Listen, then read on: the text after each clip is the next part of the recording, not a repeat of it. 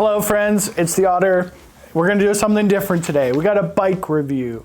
We got the Scor 4060. So Jensen's clearing these out for $2,700. Check it out in the first comment if you're interested.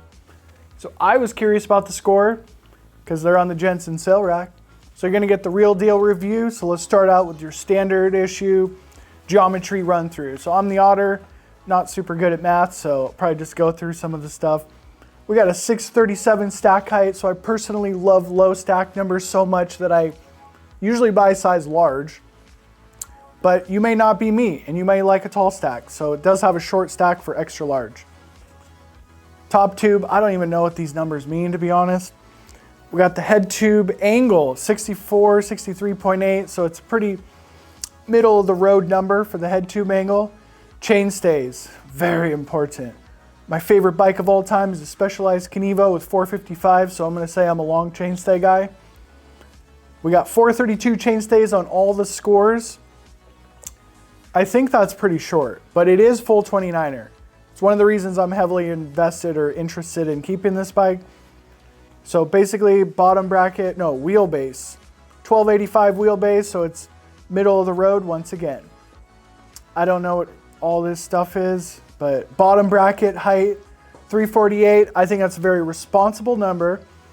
Basically anything shorter than 350 feels unrideable unless you put really short cranks on it. But I am also a pretty average mountain biker. Seat tube angle, effective angle, 78 degrees. Everything seems pretty middle of the road on the geometry numbers with only the stack number on the shorter side and the shorter chain stays. So this is a 2022 model and I bought it because it came with that carbon fork and I was just gonna sell the bike and keep the fork. But I was in love with the Specialized Enduro and the bike looks cool. So we're gonna make the video and see if we're gonna build the dream bike or the anti-dream bike. So let's go take it for a ride around the test track. So the test track, many people are very upset at me, but that's all I have time for. I don't make a lot of money making videos. So if you don't enjoy the test tracks, sorry. And this bike pedals like a hardtail. As an e-biker, I'm not very fit, so it's a very important function. I don't even know if the climb lever is needed. We'll try it with the climb lever.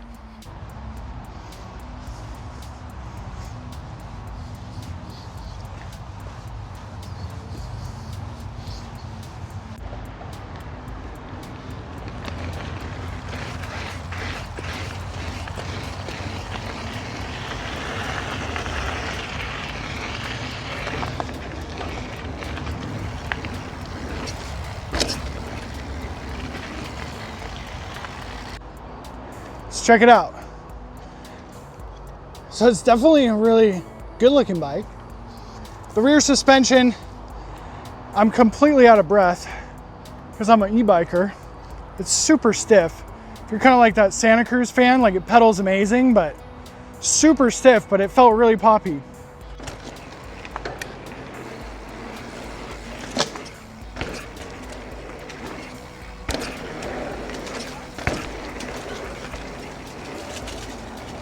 Okay, the brake lever moved. So I'm not sure if it's because it's just not an e-bike, but it just felt absolutely incredible. Super sporty suspension, like stiff, supportive.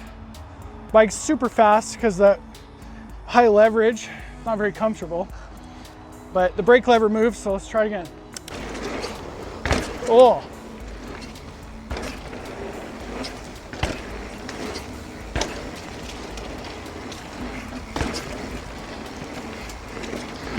Be the best pedaling 170 bike I've ever been on.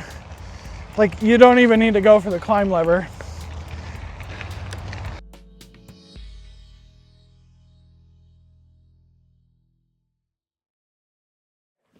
So taking the test ride on the Scor was a massive mistake.